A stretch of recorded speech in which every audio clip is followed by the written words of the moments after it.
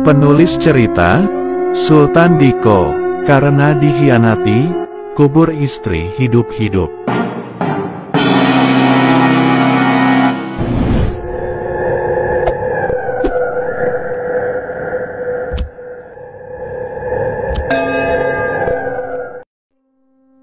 Suara azan yang dikumandangkan oleh Idris, seolah memberi kekuatan pada Arman. Sementara itu di rumahnya, Mirna dan beberapa warga yang hadir, terus saja melantunkan surah Yasin. Ditambah lagi suara merdu azan yang berkumandang, menyejukkan hati siapa saja yang mendengarnya.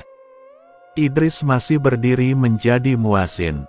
Sedangkan di sebelahnya, Arman tetap diam seperti patung tanpa adanya pergerakan sedikitpun. Hanya buliran keringat saja yang menetes, sebagai pertanda bahwa ia sedang berusaha sebisa mungkin untuk menyelamatkan Marzuki. Sementara itu di alam yang berbeda, Arman masih berusaha menahan serangan Ki Wongso. Dukun sakti ini tidak mudah ditaklukkan. Namun sehebat-hebatnya ilmu hitam tidak akan bisa mengalahkan sebuah kebenaran. Dengan membacakan 2 kalimat syahadat, kemudian Arman mengangkat tangan kanannya setinggi kepala, lalu dengan telapak yang terbentang ia hempaskan ke tanah. Seketika itu pula Ki Wongso terseret ke belakang sejauh 2 meter, dan mengeluarkan cairan kental berwarna merah hitam dari mulutnya. Arman kemudian berdiri dan berjalan menghampirinya, kemudian merendahkan tubuhnya dengan cara sedikit berjongkok. "Bebaskan Sukma Pak Marzuki, yang Ki Wongso sekap," pinta Arman. Ki Wongso yang berbaring dengan cara ujung sikunya menjadi penyanggah tubuh, menatap lirih ke arah Arman. Ia tidak pernah menyangka pemuda yang masih remaja ini mampu mengalahkannya hanya dalam 1 serangan saja. Kemudian setelah Ki Wongso mampu ditaklukkan, samar-samar bayangan Sukma Marzuki mulai menampakkan wujud. Arman bangkit dan segera menghampirinya. Namun tiba-tiba saja, Ki Wongso yang telah berdiri menyerang dari belakang dengan keris di tangan. Tapi sayangnya secara refleks Arman mampu menepis perbuatannya itu, dan membuat serangan balik. Nahas keris itu menancap dengan sempurna di perut Ki Wongso, yang membuatnya menghembuskan napas terakhir. Bruk, tiba-tiba raga Ki Wongso terhempas ke lantai dengan sebutan keris yang menancap di perutnya. Matanya terbelalak hingga membulat, di mulutnya berlumuran darah. Melihat Ki Wongso telah mampu dikalahkan, Kades Rusdi kalang kabut dan berlari pontang-panting dengan mimik muka ketakutan. Menerobos semak belukar di tengah kegelapan malam, membuat pelariannya tak tentu arah. Hingga tanpa disadari bahwa dirinya saat ini sedang berada di area kuburan, Rusdi semakin ketakutan tatkala melihat batu nisan yang berjejer. Sejurus kemudian ia terjatuh ke tanah karena tersandung akar pepohonan. Suara burung gagak bertalu-talu seolah menyambut kedatangannya. Rusdi bergidik, ia mengedarkan pandangan ke atas pohon-pohon yang menjulang tinggi mencari sosok burung gagak tersebut. Namun tidak ditemukannya. Sejurus kemudian, Rusdi terkejut tatkala mengetahui bahwa dirinya kini sedang mendekap gundukan tanah merah. Di atasnya terdapat sebuah batu nisan yang terbuat dari kayu bertuliskan nama Marsan. Rasa takut itu begitu besar, hingga saat ia bangkit dan ingin pergi.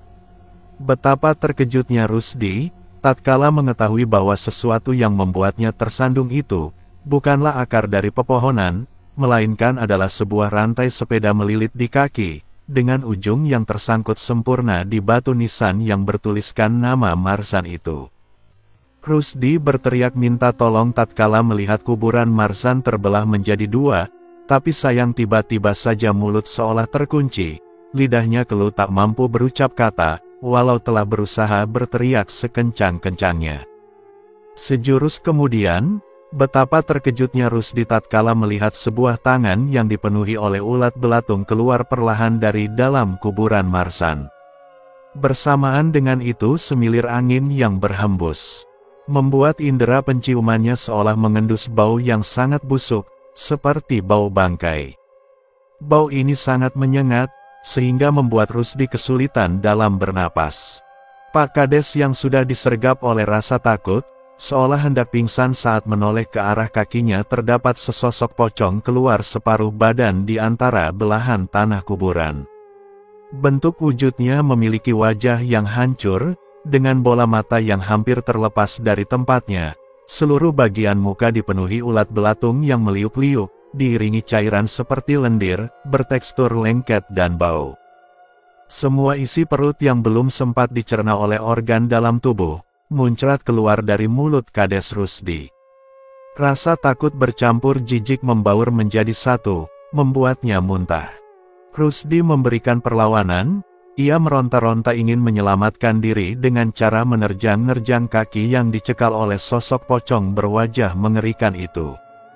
Kemudian menjerit histeris sejadi-jadinya, lidah keluh yang tadinya tidak bisa berucap kata, tiba-tiba mengeluarkan suara. Bunyi teriakannya seolah menggema memenuhi pemakaman di malam yang gelap, tapi sayangnya tidak ada satupun orang yang mendengar suaranya. Beruntung perbuatan menerjang-nerjang kaki tersebut, mampu membebaskannya dari cekalan pocong mengerikan itu.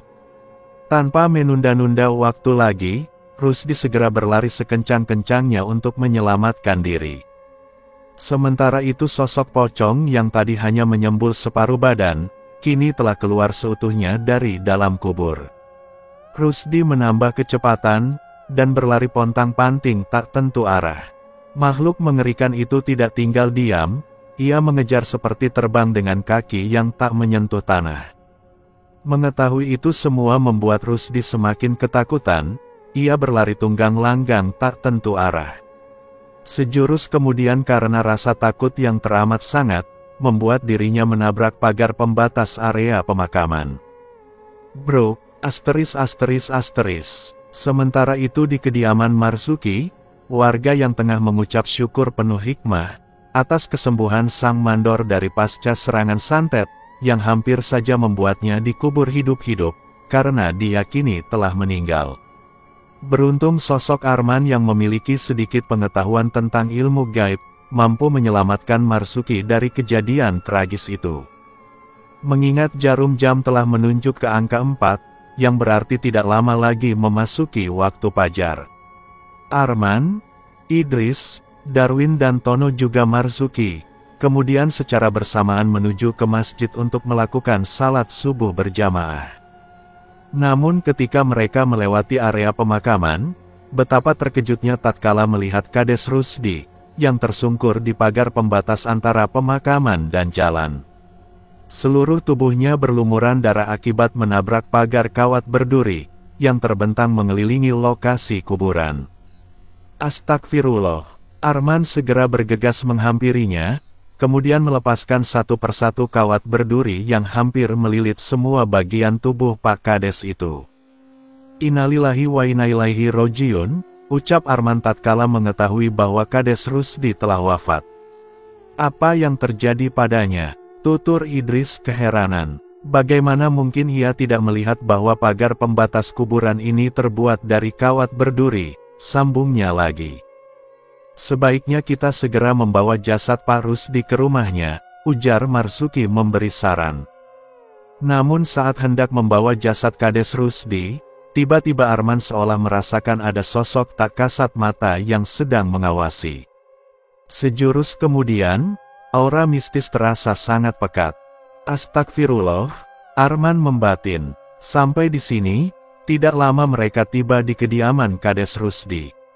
Setelah selesai mengantar jenazah sang kepala desa, mereka berpamitan untuk melakukan kegiatan salat subuh di masjid. Singkat cerita, setelah selesai melaksanakan sembahyang subuh berjamaah, mereka menginterogasi Komang untuk mendapatkan informasi, sebelum diantar ke kantor polisi. Dari penjelasan Komang mulai terungkap, ternyata mayat yang kemaluannya terpotong itu, adalah saudara sepupu Kades Rusdi yang datangnya dari kota. Karena malu menerima aib tersebut, ia mengatakan kepada warga bahwa dirinya tidak mengenali mayat itu. Pak Kades mengetahui bahwa saudara sepupunya, memiliki hubungan terlarang dengan Lastri istri Marsan. Maka dari itu, Ia berkesimpulan bahwa Marzanlah yang telah menghabisi nyawa saudaranya. Kemudian Rusdi menghubungi Ferry untuk melenyapkan Marzan, dengan imbalan yang sangat menggiurkan. Namun sebelum semuanya terjadi, suami Lastri itu telah menghabisi nyawanya sendiri, dengan cara gantung diri. Bersamaan dengan itu, Marzuki yang baru saja mendapatkan perhatian lebih dari warga, karena berhasil meminta bantuan PT BMN, untuk membuat jalan penghubung antar desa. Dan digadang-gadang akan berpartisipasi dalam pemilihan kepala desa periode selanjutnya. Sadar karena akan mendapatkan lawan yang berat, dalam pencalonan tampuk kepemimpinan desa Permai Jati. Rusdi berencana untuk menyingkirkan Marzuki.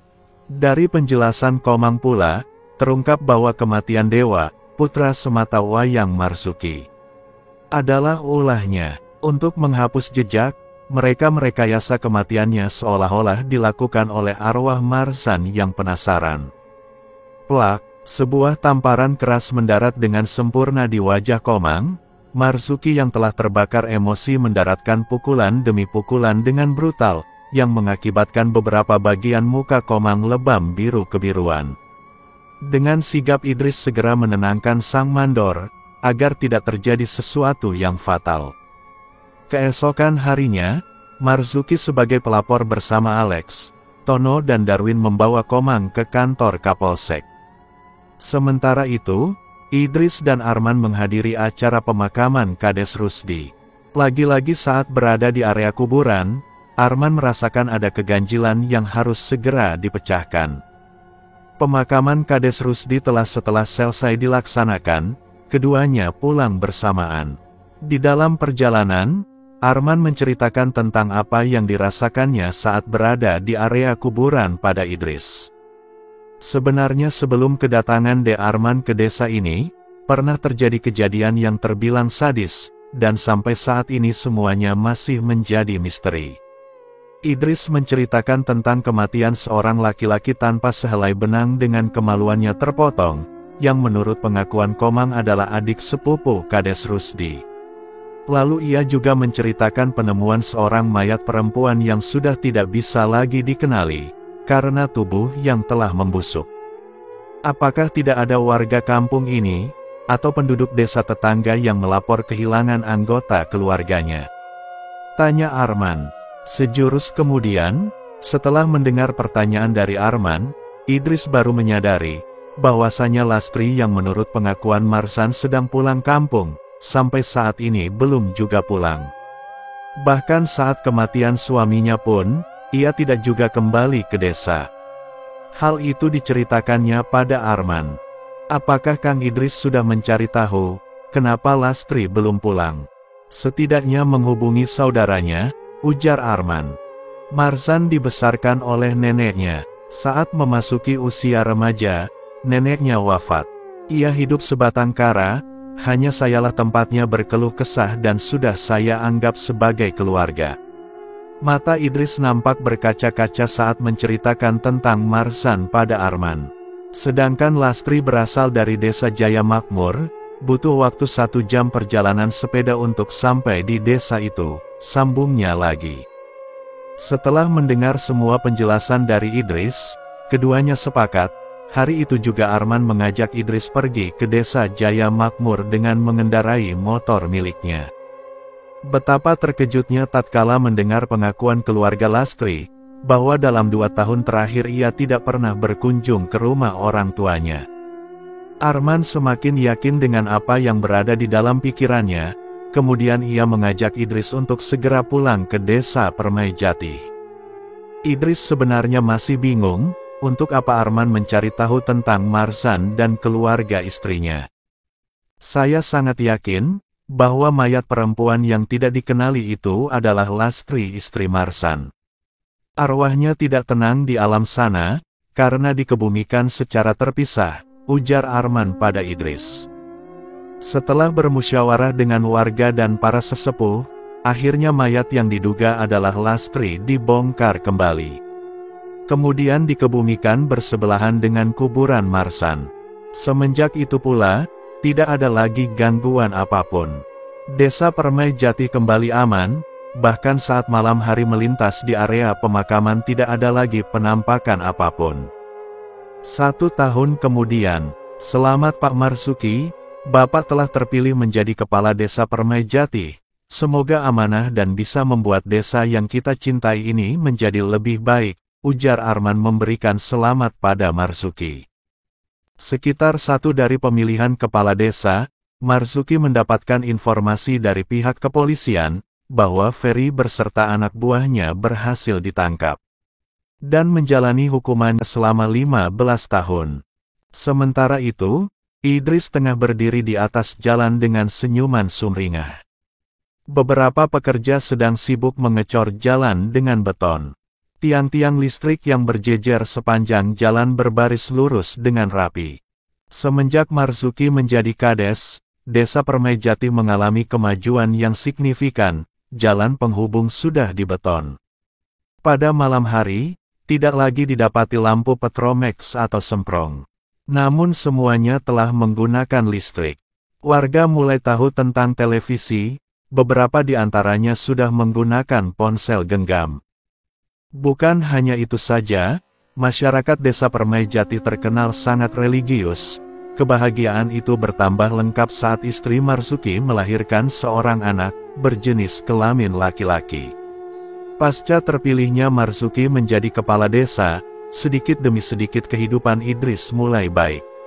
Ia mengemban amanah sebagai mandor di PT BMN, menggantikan posisi yang dulu dipegang oleh Marzuki.